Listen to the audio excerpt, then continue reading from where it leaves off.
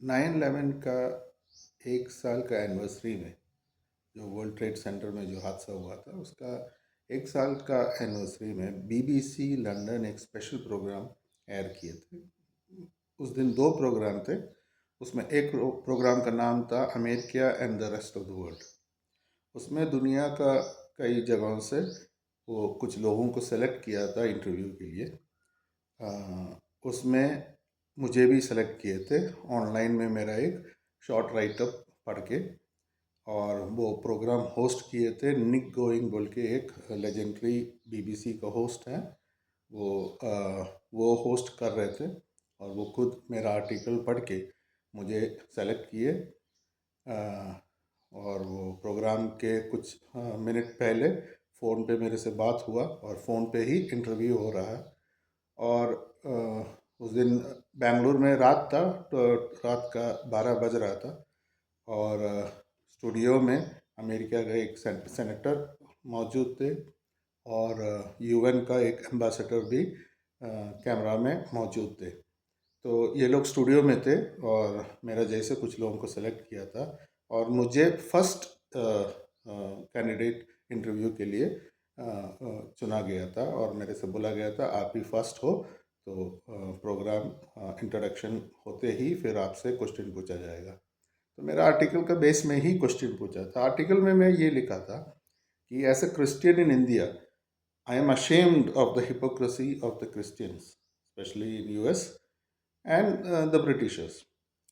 जैसे जब पाकिस्तान से कुछ अटैक हमारे उधर होता है और India is planning to attack Pakistan, immediately the American से no, don't attack, please hold back, please talk, ना, ऐसे बोलते थे। पर जब वर्ल्ड ट्रेड सेंटर का अटैक हुआ, बिना कोई सबूत का, बिना कोई इन्वेस्टिगेशन का, वही लोग बोल दिए और अफ़गानिस्तान को अटैक किए, इराक़ को अटैक किए और कुछ नहीं हुआ, है ना। तो उसको लेके मैंने कमेंट किया था। मैं उसमें ये भी बोला था जब ब्रिटिशर्स इंडिया में आए, अक्सर ज़्यादातर लोग ब्रिटिशर्स क्रिश्चियंस थे और वो लोग जो इंडिया में करके गए वो बहुत शेमफुल चीज़ें हैं। इंडिया को डिस्ट्रॉय कर दिया, रिच कंट्री से एक पुअर कंट्री करके छोड़ दिया, एक दूसरे के लड़वा के चले गए। तो क्रिश्चियंस ने इंडिया में क्या किया है उसका बेस में, और अमेरिका इंडिया को क्या बोलते हैं और खुद क्या किए हैं, इसको हिपोक्रेसी बोलते हैं। शायद हिंदी में उसका नाम है दोगलापन। उसके बारे में लिखे थे और मेरे से वो उसी के बारे में पूछा गया था। तो मैं ओपनली बोल दिया कि I am ashamed of the hypocrisy of Christian countries. तो मेरा जवाब के बाद अमेरिकन सेनेटर से पूछा गया कि देखो इसका क्या जवाब है आपके पास। तो वो थोड़ा हेसिटेट किया आंसर करने के लिए। तो उसने बोला देखो, अमेरिका क्रिश्चियन कंट्री है, पर एक कंट्री है तो हमारा कंट्री का तौर पे कुछ वैल्यूज़ है, सेफ्टीज़ है जो हमें देखना पड़ता है, उस हिसाब उसका बेसिस में हम लोग ये सब किए हैं, है ना। तो मैं इसलिए ये बोला हूँ कि मेरे लिए तो बहुत बड़ा एक अपॉर्चुनिटी था कि मेरा आर्टिकल पढ़ के कोई ये करे। पर what I want to raise now is, मैं हमेशा बचपन से, जैसे मैं कई बार बोला हूँ, मुझे ऐसे चीज़ों ये I feel very ashamed of such things, है ना। कि अगर आप कुछ बोल रहे हैं उसके लिए खड़े रहो, है ना, नहीं तो मत बोलो। अगर आप बोल रहे हैं कि आप सबसे अलग है, तो अलग क्या है? अब बाकी लोग जैसे आप भी गलत कर रहे हैं तो आप भी बाकी लोग जैसे हैं। ओके, सो क्रिश्चियंस भी गलत करते हैं तो मैं पूछता हूँ, बोलता हूँ, अटैक करता हूँ, क्योंकि मुझे या तो आप सही है, सिंसियर है, नहीं तो आप गलत हैं। उसका बीच का ये जो डिप्लोमेसी है वो सही नहीं है, वो भी गलत है। बोलते हैं ना, half truth is also a lie. आधा सच जो बोलते हैं वो भी एक तरह से गलत ही है, झूठ है। तो हिंदुइज़्म में भी बहुत चीज़ें गलत है, इस्लाम में भी बहुत चीज़ें गलत हैं, क्रिश्चियंस में भी बहुत चीज़ें गलत है, और सब में कुछ ना कुछ अच्छाई भी है ना।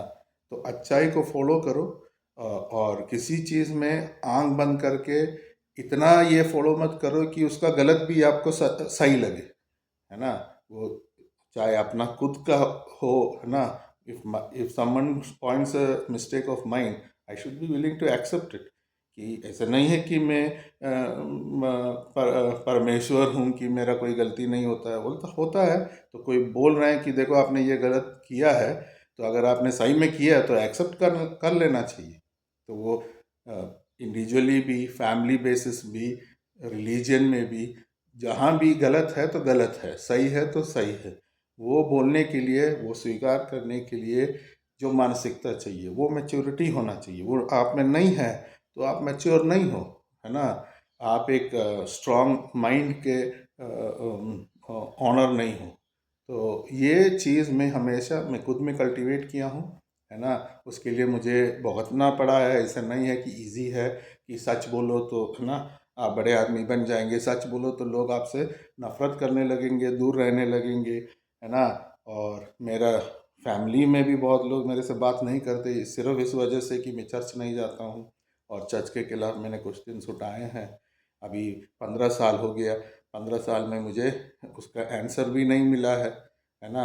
ब्लॉग में, मेरा ब्लॉग में है क्रिश्चियनिटी के विरुद्ध नहीं बोलूँगा, कि क्रिश्चियनिटी के अंदर जो गलत है वो मैंने ओपन करके लिखा है। तो ये मैं आई हैव टू बेयर। कई कई क्लोज रिलेटिव्स मेरे से बात नहीं करते ढंग से, है ना, दूर रहते हैं मेरे से। लोगों को भी पसंद नहीं आता है कि मैं उनके बारे में बोल देता हूँ। पर मुझे लगता है कि सच बोलने वाले कम हैं, और सच नहीं बोलेंगे तो जिसको सुधरने का मन है वो सुधर नहीं पाएंगे। आप उनसे झूठ बोलते जाएंगे, वो उसको लगेगा कि वो सही है और वो गलत करते जाएगा। तो जब तक कोई नहीं बोले, मेरे साथ भी वैसे हुआ। मैं बहुत सारे गलतियां करते थे जब छोटे थे, है ना। कोई बोलते थे तो मैं उनको टोक देता था पहले, कि नहीं नहीं ऐसे है वैसे है। पर वो लोग फिर चुप हो जाते थे। तो उससे मुझे लगता, देखो मैंने एक क्वेश्चन पूछा, वो लोग चुप हो गए, मतलब वो गलत है, मैं सही हूँ।